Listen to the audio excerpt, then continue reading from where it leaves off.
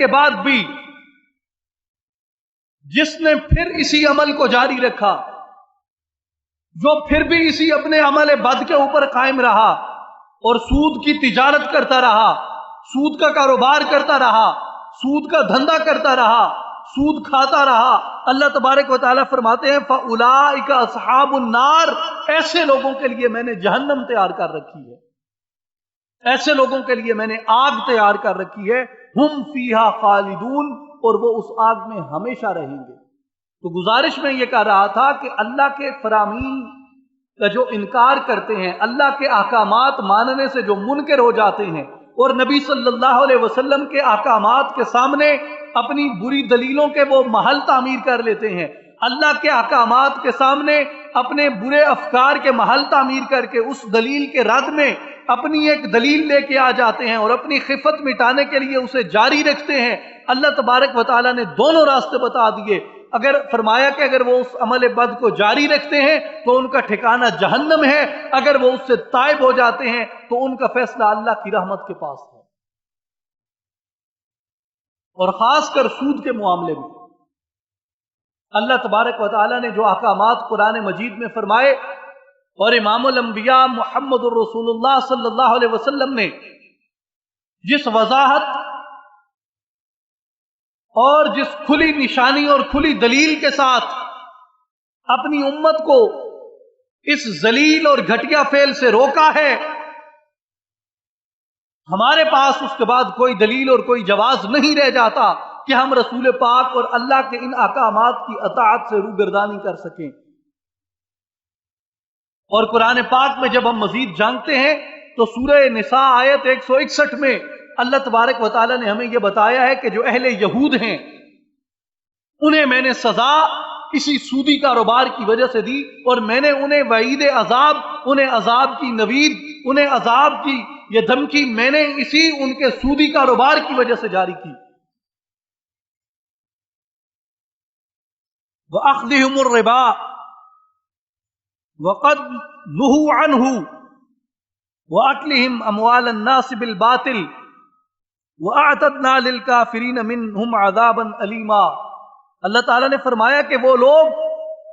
جو کاروبار سود اختیار کرتے ہیں، حالانکہ میں نے انہیں اس سے منع کیا تھا، یہ یہود کے متعلق سورہ نساء میں بات چل رہی ہے، اللہ فرماتے ہیں کہ میں نے انہیں اس عمل بد سے منع کیا اور لوگوں کا مال ناحق طریقے سے کھانے سے بھی منع کیا، لیکن وہ لوگ نہ لوگوں کا مال ناحق طریقے سے کھانے سے رکے اور نہ انہوں نے سود کے کاروبار کو چھوڑا۔ اللہ تعالیٰ نے فرمایا کہ ان کی ان کرتوتوں کی وجہ سے، ان کی ان بدعمالیوں کی وجہ سے وَأَعْتَدْنَا لِلْكَافِرِينَ مِنْهُمْ عَذَابًا أَلِيمًا، میں نے اپنی طرف سے ان کے لیے ایک بہت ہی دردناک عذاب تیار کر رکھا ہے۔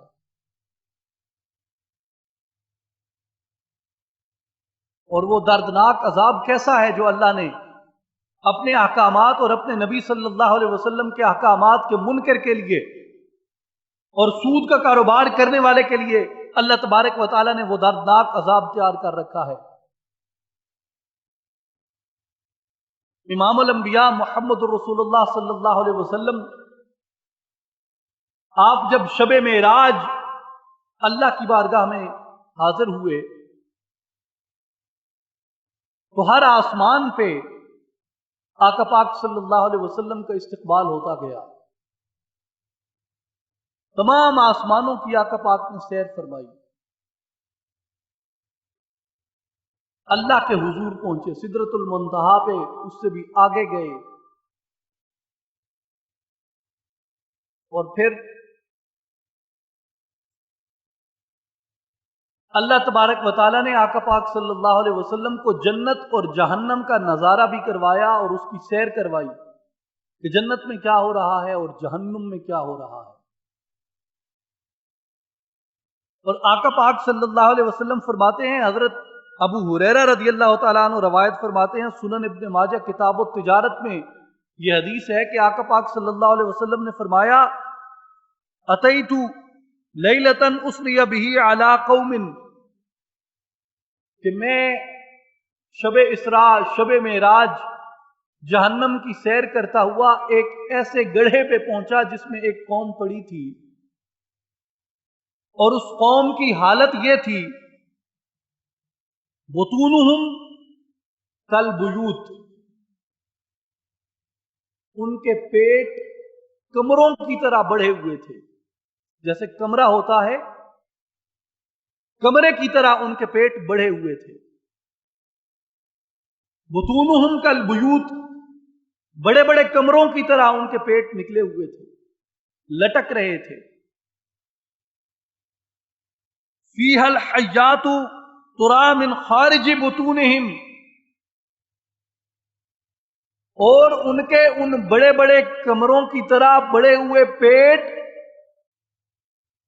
ان پیٹوں کے اندر میں سانپ چلتے ہوئے ان کے پیٹوں کے باہر سے نظر آ رہے تھے، کہ ان کے پیٹ میں سانپ چل رہے ہیں۔ یہ باہر دیکھنے سے معلوم ہوتا تھا کہ ان کے پیٹ میں اللہ نے سانپ چھوڑ رکھے ہیں۔ آقا پاک فرماتے ہیں فَقُلْتُ هَؤُلَاءِ یا جبرائیل، میں نے جبرائیل سے پوچھا کہ اے جبرائیل، یہ کون سی قوم ہے، یہ کون سے لوگ ہیں، یہ کون سا قبیلہ ہے، کیوں انہیں اس سزا کے اندر مبتلا کیا گیا، کیوں انہیں یہ دردناک اور یہ المناک عذاب دیا جا رہا ہے کہ ان کے پیٹ کمرے کی طرح بڑے ہوئے، ان کے اندر سانپ چلتے ہوئے نظر آ رہے ہیں۔ اے جبرائیل، یہ کون لوگ ہیں؟ حضرت جبریل عرض کرتے ہیں قال هؤلاء اکلۃ الربا، اے اللہ کے رسول، یہ وہ لوگ ہیں جو دنیا کے اندر سود کا کاروبار کرتے تھے۔ اے جبرائیل، یہ وہ لوگ ہیں جو اس دنیا کے اندر سود کا کاروبار کرتے تھے۔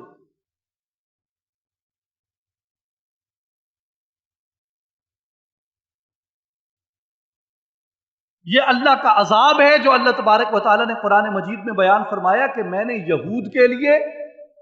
جو سود کا کاروبار کرتے ہیں اور ان تمام اقوام کے سودی کاروبار کرنے والوں کے لیے تیار کر رکھا ہے وَلَهُمْ عَذَابًا أَلِيمًا، میں نے ان کے لیے یہ دردناک عذاب تیار کر رکھا ہے اپنی بارگاہ کے اندر۔ اور آقا پاک صلی اللہ علیہ وسلم نے ربا کے متعلق اور سود کے متعلق ایسے ایسے احکامات فرمائے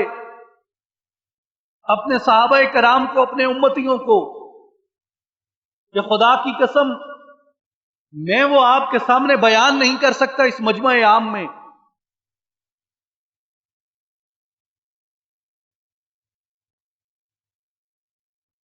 المصنف میں امام عبد الرزاق نے اور شعب الایمان میں امام بیہقی رحمۃ اللہ علیہ نے حضرت عبداللہ بن سلام رضی اللہ تعالیٰ عنہ کی روایت سے ایک حدیث مبارک نقل کی ہے۔ آدمی وہ حدیث پڑھتا ہے تو بال جسم کے اوپر کھڑے ہو جاتے ہیں کہ یا رسول اللہ، اس قدر کبھی حرکت ہے یہ،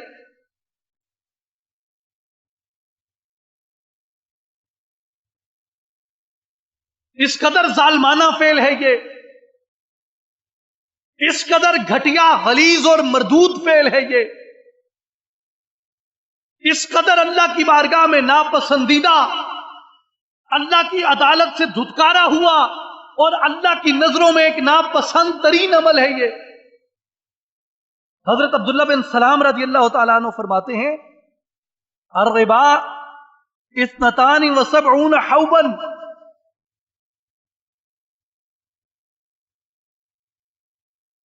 کہ ربا اور سود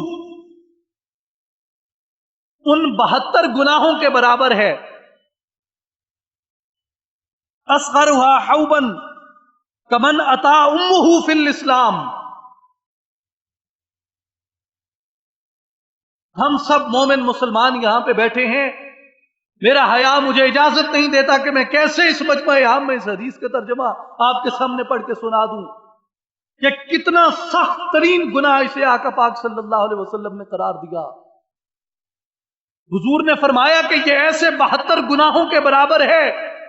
جن 72 گناہوں میں سب سے چھوٹا گناہ یہ ہے، یعنی وہ 72 گناہ اتنے بڑے ہیں اور یہ سود ان 72 گناہوں کے برابر ہے۔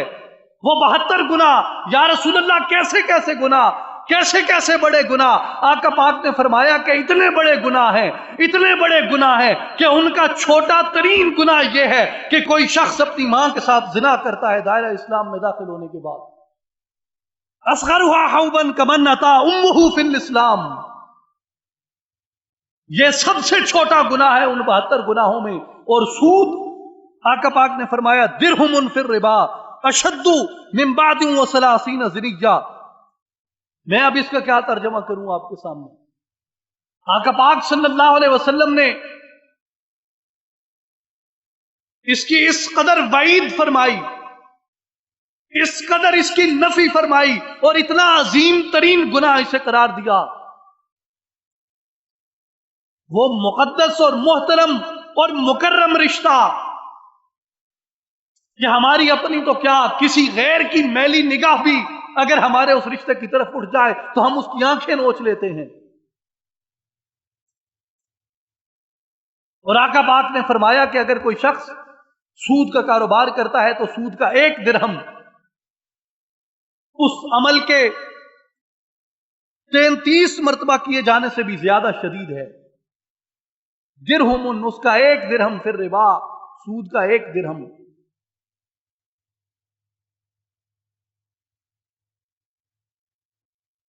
आज हम जब मोहब्बत रसूल और इश्क रसूल का दावा करते हैं तो हमें अपना यह एहतसाब करना है कि क्या हमारे मुआशरे के अंदर, हमारी इस उम्मत के अंदर, हमारी इस मिल्लत इस्लामिया के अंदर, हमारे मुसलमान भाइयों और बुजुर्गों के अंदर, हमारे बाजारों के अंदर, हमारी मार्केटों के अंदर, हमारे शहरों, हमारे देहातों के अंदर, क्या आज ये सूद की लानत, इसका जादू सर चढ़ के नहीं बोलता? हम क्या समझे कि हम ईमान के किस दर्जे के ऊपर पहुंच चुके हैं, हम तकवे के किस दर्जे पे पहुंच चुके हैं, और यह इत्तिबा का कौन सा नमूना है,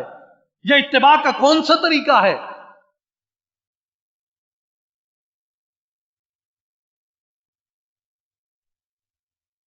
इसलिए मेरे मुसलमान भाइयों और बुजुर्गों, अल्लाह तबारक व तआला ने फरमाया कि जब यह इस कदर सख्त तरीन और बदतरीन फेल और गुनाह है, या अय्युहल्लज़ीना आमनुत्तकुल्लाह वज़रू मा बक़िया मिनर रिबा इन कुंतुम मुमिनीन, ए ईमान वालो, अल्लाह से डरो और जो सूद बाकी रह गया है तुम पर उसको छोड़ दो, इन कुंतुम मुमिनीन, अगर तुम वाकई ईमान रखते हो। फ़इल्लम तफ़अलू, अगर तुम ये अपना धंधा नहीं छोड़ोगे, अगर तुम अपना ये फेले बद नहीं छोड़ोगे, अगर तुम अपना ये कबी और मरदूद अमल नहीं छोड़ोगे, फ़इल्लम तफ़अलू, अगर तुम ऐसा नहीं करोगे, फ़अज़नु बिहरबिन मिनल्लाहि व रसूलिही, फिर अल्लाह और उसके रसूल का तुम्हारे साथ ऐलान जंग है।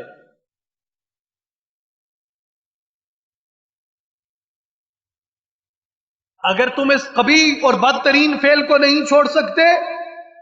अगर इस मरदूद अमल को नहीं छोड़ सकते,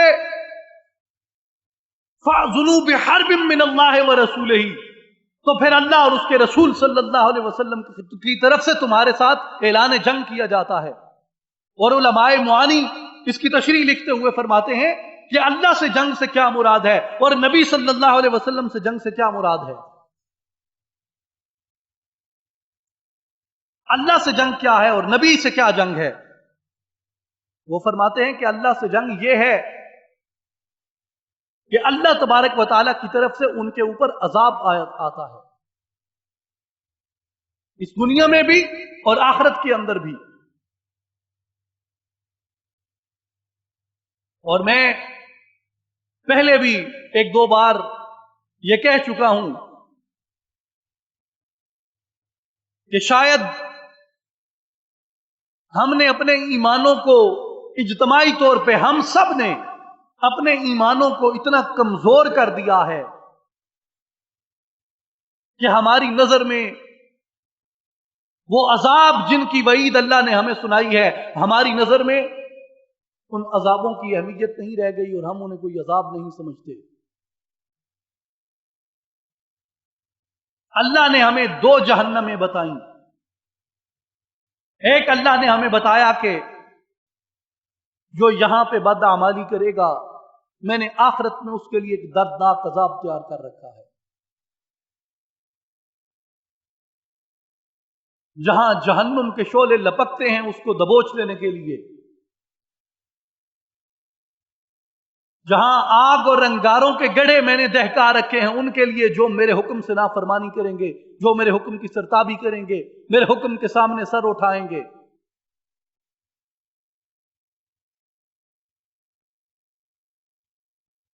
اور دوسرا اللہ نے ہمیں یہ بتا دیا کہ اگر میرے اور میرے محبوب صلی اللہ علیہ وسلم کے احکامات کی نفی کرو گے، ان پہ ایمان نہیں لاؤ گے، اس کی اطاعت نہیں کرو گے،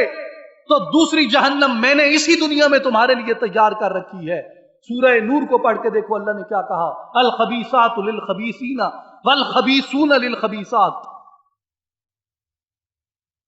یہ اسی دنیا کے اندر وہ جہنم ہمیں دکھا دی جاتی ہے کہ خبیث عورتیں خبیث مردوں کے لیے ہوتی ہیں اور خبیث مرد خبیث عورتوں کے لیے ہوتے ہیں۔ جو کسی کی عزت اور آبرو کی طرف میلی نگاہ اٹھا کے دیکھتا ہے، جو کسی کی عزت اور آبرو میں ہاتھ ڈالتا ہے، اسے معلوم نہیں اس کا اپنا گھر ٹوٹ چکا ہوتا ہے۔ یہ خدا کی قدرت ہے اور یہ زمانے کی سب سے بڑی حقیقت ہے، اسے جھٹلایا نہیں جا سکتا۔ یہ دو جہنمیں ہمارے سامنے ہیں۔ ظالم ہمیشہ ظلم کی موت مرے گا۔ آپ گن لیجئے اپنے معاشرے میں، اپنی آنکھوں میں لوگوں کو دیکھ لیجئے، لیکن ہمیں نہ اس جہنم کا خوف رہا ہے نہ اس جہنم کا خوف رہا ہے۔ شاید ہم کسی تیسری جہنم کی تلاش میں نکل پڑے ہیں کہ ہمیں کسی تیسری جہنم سے ڈرایا جائے گا۔ خدا کا خوف کرو۔ یہ عذاب جو ہم نے اپنے سروں پہ طاری کر رکھا ہے، یہ ذلت کے گناہ عظیم جو ہم نے اپنے سروں پہ طاری کر رکھا ہے، اللہ تعالیٰ نے ہمیں اس سے سختی سے منع کیا اور رسول پاک صلی اللہ علیہ وسلم نے ہمیں اس سے سختی سے منع کیا، اور اللہ تعالیٰ نے کہا کہ جو یہ عمل اختیار کرتا ہے میرا اس کے ساتھ میرا اور میرے محبوب کا اعلان جنگ ہے۔ اور اللہ کا اعلان جنگ کیا ہے؟ اللہ اس کے اوپر اپنا عذاب اتارتا ہے۔ مسند ابی یعلا میں حضرت عبداللہ ابن مسعود رضی اللہ تعالیٰ عنہ سے روایت ہے، حضرت عبداللہ بن مسعود فرماتے ہیں کہ آقا پاک صلی اللہ علیہ وسلم نے فرمایا، ما ظہر فی قوم الزنا والربا الا احلوا بانفسهم عقاب اللہ۔ جس قوم میں زنا اور سود عام ہو جائے، فرمایا الا احلوا بانفسهم عقاب اللہ، وہ قوم خود اپنے اوپر اللہ کا عذاب طاری کر لیتی ہے۔ اسی سے ملتی جلتی ایک دوسری حدیث امام حاکم نے المستدرک میں نقل کی، حضرت عبداللہ ابن عباس رضی اللہ عنہما کی روایت سے، وہ فرماتے ہیں کہ آقا پاک صلی اللہ علیہ وسلم نے فرمایا، اذا ظہر الزنا والربا فی قریۃ فقد احلوا بانفسهم عذاب اللہ، کہ وہ قوم، وہ بستی، جس بستی کے اندر زنا اور سود عام ہو جائے، فقد احلوا بانفسهم عذاب اللہ، پس تحقیق وہ خود اپنے اوپر اللہ کے عذاب کو طاری کر لیتے ہیں۔ یہ ہے اللہ کی طرف سے اعلان جنگ، کہ اللہ اس قوم کے ساتھ اعلان جنگ فرما دیتا ہے۔ اللہ تعالیٰ فرماتا ہے کہ جو ربا اختیار کرتے ہیں، جو سود کا کاروبار کرتے ہیں، فَإِن لَّمْ تَفْعَلُوا، اور میرے احکامات کے باوجود اس عمل سے نہیں رکتے، فَأْذُنُوا بِحَرْبٍ مِّنَ اللَّهِ وَرَسُولِهِ، ان کے ساتھ اللہ اور اس کے رسول کا اعلان جنگ ہے۔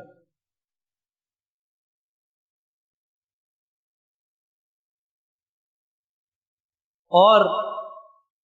علماء معانی فرماتے ہیں کہ یہ تو مراد ہے اللہ سے اعلان جنگ، کہ اللہ تعالیٰ اس قوم کے اوپر اپنا عذاب اتارتا ہے۔ اب دوسری بات یہ کہ نبی صلی اللہ علیہ وسلم سے اعلان جنگ کا کیا مطلب ہے؟ آقا پاک صلی اللہ علیہ وسلم جب اعلان جنگ فرماتے ہیں اس کے خلاف، تو اس اعلان جنگ سے کیا مراد ہے؟ اس اعلان جنگ کو ہم اچھی طرح سمجھتے اور جانتے ہیں کہ آقا پاک صلی اللہ علیہ وسلم نے 13 سال مکے میں ان لوگوں کو دعوت دی ان لوگوں کو اپنی طرف بلایا، ان لوگوں کو اللہ کے دین کی طرف بلایا، ان لوگوں کو اللہ کے دین پہ عمل پیرا ہونے کا حکم دیا۔